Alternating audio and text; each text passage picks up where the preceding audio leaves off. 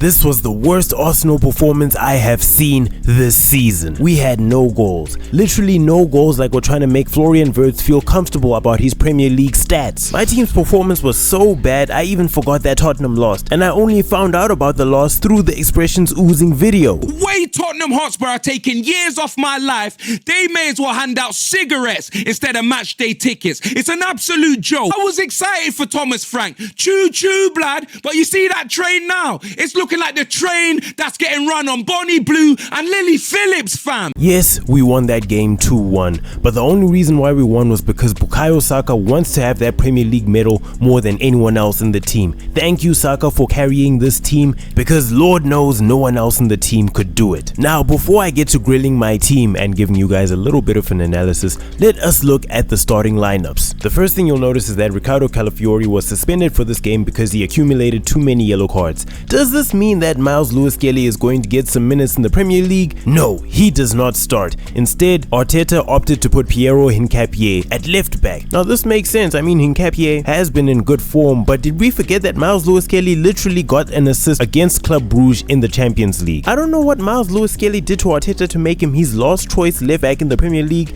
but hey, at least he's getting minutes in the Champions League. Another thing you'll notice about the starting lineup is that Saliba is back from injury, and I won't lie, this felt like some great news worth celebrating. But one thing you need to remember about Arsenal is the moment a player comes back from injury, another player will get injured. And just like that, when we got Saliba back, we lost Ben White, resulting in Miles Lewis-Skelly getting played at left back, and yes, he had a really good performance. Actually, all our defenders played well, so there's really no complaints about the defense from me. Only thing I can get upset about is that we didn't get a clean sheet, so that really messed up my FPL. But to bring it back to our defenders and our team in general, bruh, what is going on with our medical staff? Because this can't be the theme all season. How do we have a defender regaining fitness just to lose another defender? I'm glad Norgard got minutes playing centre back in the UCL, because Lord knows we're going to need him to play there in the Premier League at some point this season. I also have no complaints about the midfielders because they were trying to create chances except Odegaard, but I'll get to him just now. And obviously when we look at our attack, we were getting carried by Saka, who created 2 goals, with the corner kick becoming an own goal by sheer luck and the cross to Jesus resulting in another own goal. This was justice for Jesus because of the treatment he got from Mosquera last season. Gyökeres basically got cardio because he was trying to score from all these half chances he's getting, and he barely got any clear-cut opportunities, but at least he got some cardio. At least that brother was trying something. But by far the worst attacker in this game was Martinelli. Martinelli has got to be the most predictable winger I've ever seen in my life,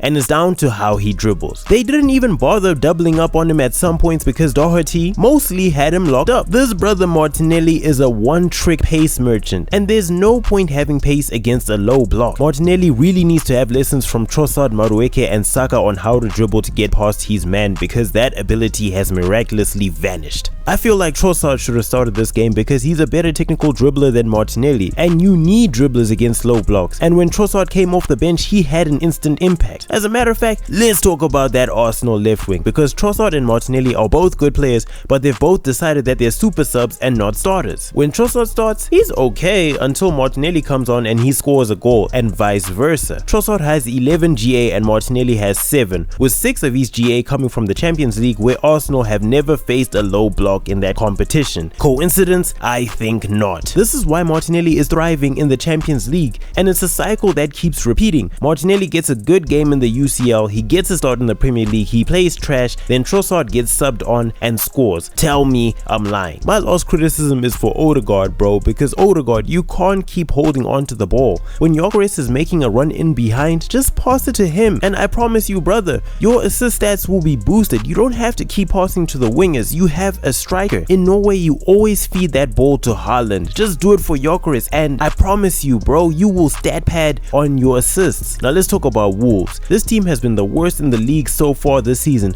and then suddenly when they play against Arsenal, they want to show some form of tactical resilience. Their whole strategy was to park the bus and counter-attack, and it almost worked when Hwang was through on goal. The whole season Wolves couldn't defend, but then suddenly when they play against Arsenal, now they know how to play low blocks, and I feel like Arsenal didn't even win this this game, Wolves just lost. Wolves have had their legs open for literally everyone this season, but when Arsenal comes around, they suddenly start moving like nuns and weren't giving us anything. My biggest takeaway from this game is that we need to improve how we play against low blocks, and my other takeaway is we have an over-reliance on our right hand side for attack. Brother, look at our concentration of play. It's all on the right wing. We could play this game with 10 men having no left winger, because what's the point of having a left winger when everything is going to Saka? But honestly guys, we need to improve the way we are playing this season, especially in the Premier League. In the Champions League, I have no complaints. In the Champions League, we are flawless. But when we play against these low blocks in the Premier League, we need to find a way to break down this team, and we need to find a way to make the most of our left wingers. Because honestly speaking, if we keep getting these lucky wins and all that type of stuff, all that luck is eventually going to run out. We need to start beating these teams convincingly. Man City is 2 points away, and Man City are catching up on us. This game, man, like, yes, I will take the 3 points. Yes, I will take the win.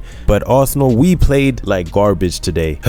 But anyway guys, if you enjoyed the video, please leave a like. It really helps with the algorithm, and subscribe to your boy for more Arsenal videos. This game was just not it.